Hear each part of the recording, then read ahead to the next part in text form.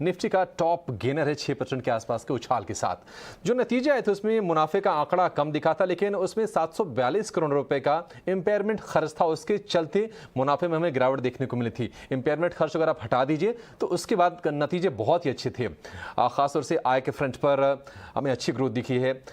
Margin की बात करें या फिर एबिडा की बात करें तो वहाँ पर बढ़िया ग्रोथ है। और अब नतीजों पर बातचीत करने के लिए हमारे साथ जुड़ गए हैं डॉक्टर रेड्डीज के CFO पराग अग्रवाल। पराग जी, बहुत शुक्रिया समय देने के लिए। टीना स्वदेश पर बहुत स्वागत है। सबसे पहले थोड़ा सा यही समझना चाहेंगे जो इंपेयरमेंट खर्च का जो असर आया नतीजों पर, बाकी तो ओवरऑल देखिए नतीजे काफ़ी अच्छे रहे हैं और आज बाजार उसको रेस्पेक्ट भी कर रहा है। थोड़ा सा इंपेयरमेंट वाला जो इश्यू था उसको लेकर थोड़ा सा और कुछ हमसे डिटेल शेयर करना चाहेंगे, थोड़ा हाईलाइट करेंगे उसको। हाँ, देखिए, पहले मैं आपको कुछ की हाइलाइट्स बताना चाहूंगा इस साल की और क्वार्टर की। हमारी रेवेन्यू ग्रोथ, जैसा आपने कहा, स्ट्रॉन्ग डबल डिजिट ग्रोथ रही है और ये ग्रोथ सारे मार्केट्स में और सारे रीजन्स में है। सिर्फ PSCI बिजनेस में थोड़ा डिक्लाइन है जो कि बेस इम्पैक्ट की वजह से है। जहां तक पैट का सवाल है, हमारा पैट कुछ इम्पेयरमेंट चार्जेस की वजह से इम्पैक्ट हुआ है, which we took this quarter, और पिछले साल में भी कुछ इम्पेयरमेंट्स थे। लेकिन अगर आप बिफोर इम्पेयरमेंट देखेंगे तो हमारी PAT growth healthy double digit में है। और उसके अलावा मैं कहना चाहूंगा कि हमारा ऑपरेटिंग मार्जिन लगभग 24% है, जो कि बहुत हेल्दी है, और रिटर्न ऑन कैपिटल एम्प्लॉयड भी इसी लेवल पर है। जी सर, हम ये भी समझना चाहेंगे पराग जी कि आपके नॉर्थ अमेरिका कारोबार में अगर देखें तो वहाँ पर सालाना आधार पर अच्छी ग्रोथ देखी गई है। करीब 14% की ग्रोथ हमने वहाँ पर आपके नॉर्थ अमेरिका कारोबार में भी देखी। क्या कुछ फैक्टर्स थे जिसकी वजह से ये ग्रोथ दिखी है? कहाँ से कंट्रीब्यूशन मिला? तो नॉर्थ अमेरिका बिजनेस में काफी अच्छा साल गया हमारा।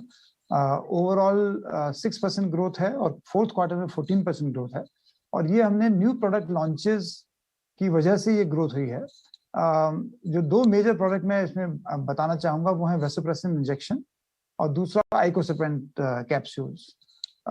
ये दोनों हाई वैल्यू लॉन्चेस थे और दोनों सक्सेसफुल लॉन्चेस थे। इसके अलावा और कई लॉन्चेस हमने किए हैं ड्यूरिंग द ईयर। करीब 17 लॉन्चेस करे हैं हमने। ओवरऑल प्राइस इरोजन इस मार्केट में अभी भी हाई है, डबल डिजिट में है, लेकिन चूंकि हमारे न्यू प्रोडक्ट लॉन्चेस काफी स्ट्रांग रहे और दूसरा जो बेस पोर्टफोलियो है उसमें हमारा शेयर गेन भी काफी अच्छा रहा, इस वजह से कुल मिला के हमारी ग्रोथ नॉर्थ अमेरिका बिजनेस में काफी स्ट्रांग रही है। मैं आपको बताना चाहूंगा कि पिछले 10 क्वार्टर्स में से 8 क्वार्टर्स में हमने अपने बिजनेस को ग्रो किया है, और इस साल हमारा बिजनेस $1 बिलियन क्रॉस कर गया है, जो कि लास्ट टाइम 2016 में हुआ था। तो ये काफी बड़ा माइलस्टोन है हमारे लिए। पराग जी, एक और बहुत क्रूशियल चीज़ थी आपके लिए, रूस का आपका जो बिजनेस है, क्योंकि यूक्रेन युद्ध के चलते कहीं ना कहीं डर था कि शायद थोड़ा सा डिसरप्शन आ सकता है। हालांकि वहाँ बहुत ही सॉलिड 24% के आसपास की आपने ग्रोथ दर्ज की है। आप ये बताइए, क्या कुछ आपने मार्केट शेयर भी गेन किया है क्या वहाँ पर? रशिया बिजनेस में हमारा जो, पहली बात तो मैं आपको बताना चाहूंगा कि जब ये कॉन्फ्लिक्ट स्टार्ट हुई थी रशिया यूक्रेन की, तो थोड़ा बाइंग ज्यादा हुई और उस वजह से थोड़ा स्टॉकिंग अप हुई है, जिसका थोड़ा इम्पैक्ट है इस क्वार्टर में। लेकिन अगर, और इसका जो नॉर्मलाइजेशन होगा वो अगले क्वार्टर में होगा। लेकिन हमारा जो फंडामेंटल्स हैं रशियन बिजनेस के, वो स्ट्रांग हैं। हम काफी टाइम से रशिया में ऑपरेट कर रहे हैं और अभी हमारे ऑपरेशंस में डिस्पाइट दिस कॉन्फ्लिक्ट किसी तरह का डिसरप्शन नहीं हुआ है, क्योंकि हम लोग मेडिसिन सप्लाई करते हैं और हम लोग पूरी तरह से पेशेंट्स और कस्टमर्स पे फोकस रहते हैं कि किसी भी तरह से डिसरप्शन नहीं होना चाहिए। तो हमारा बिजनेस नॉर्मल तरीके से ऑपरेट कर रहा है और आने वाले टाइम में हम काफी इन्वेस्टमेंट भी कर रहे हैं इस बिजनेस में। तो we are very positive about our Russian business.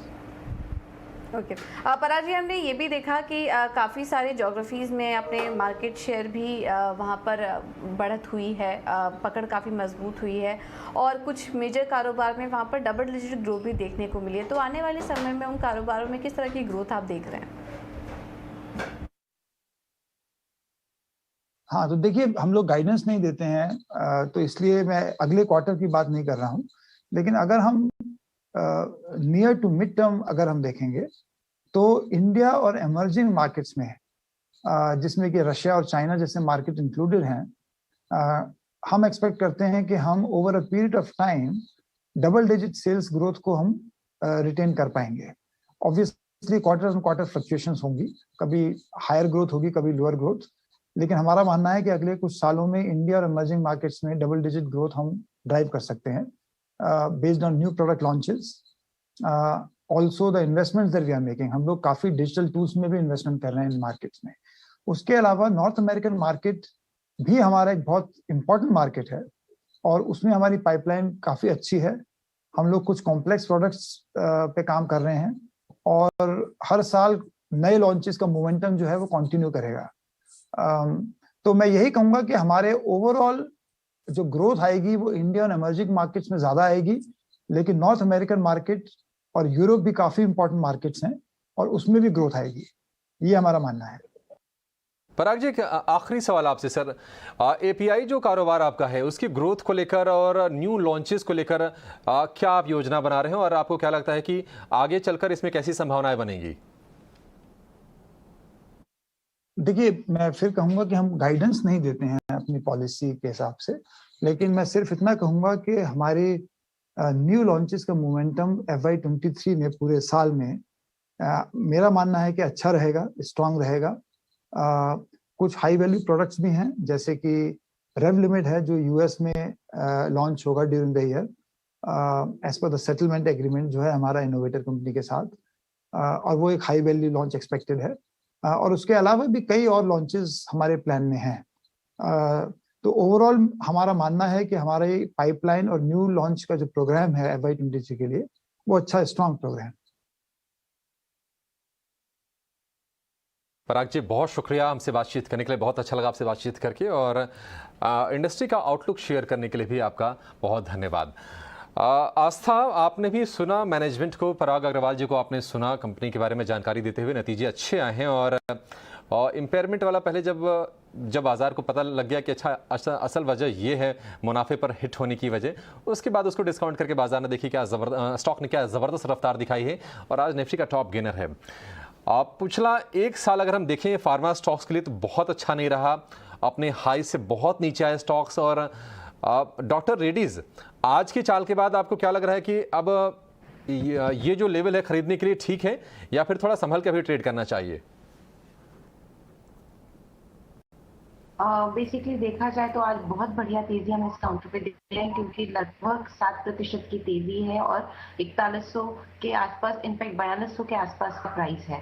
मेरे हिसाब से थोड़ा सा ये ठंडा होता है या थोड़ा सा और डिप आता है, क्योंकि इतना बड़ा जब राइज आता है तो हो सकता है कि एक हमें डिप भी दिखने को मिले। तो तभी मैं ज्यादा पॉजिटिव रहूंगी इस कंपनी की स्टॉक को खरीदारी करने में। काफी ज्यादा बेहतरीन लग रहे हैं और मेरे हिसाब से आगे जाते हुए भी जो कैश जनरेशन है वो कंपनी का सॉलिड रहना चाहिए। तो मेरे हिसाब से लॉन्ग टर्म भी अच्छा है, शॉर्ट टर्म में खरीदारी करें और कुछ और खरीदारी करनी मैं ज्यादा सलाह दूंगी, क्योंकि मेरे हिसाब से जो इन्होंने लॉन्चेस वगैरह करे हैं यूएस में वो भी काफी बड़ा मोमेंटम पकड़ते हुए हमें नजर आएंगे टाइम में। तो वो भी पॉजिटिव है कंपनी के लिए, और कंपनी अपना जितने भी बिजनेसेस है उसमें बिल्कुल ग्रोथ तो यहाँ पे दिखाई रही है। भी कंपनी यहाँ पे इन्वेस्ट कर रही है, जैसे उसके कॉम्प्लेक्स जेनरिक्स हो, बायोसिमिलर्स हो उसमें। तो मुझे लगता है लॉन्ग टर्म के लिए बढ़िया कैंडिडेट है, बट बाइंग ऑन डिप्स की स्ट्रेटेजी अडॉप्ट करनी चाहिए। ओके, ठीक है। तो लॉन्ग टर्म के लिए बढ़िया कैंडिडेट है, लेकिन को थोड़ी बिकवाली आ जाए, ऊपरी स्तर से थोड़ा नीचे आ जाए, तब खरीदारी करने की राय आपको दी जा रही है।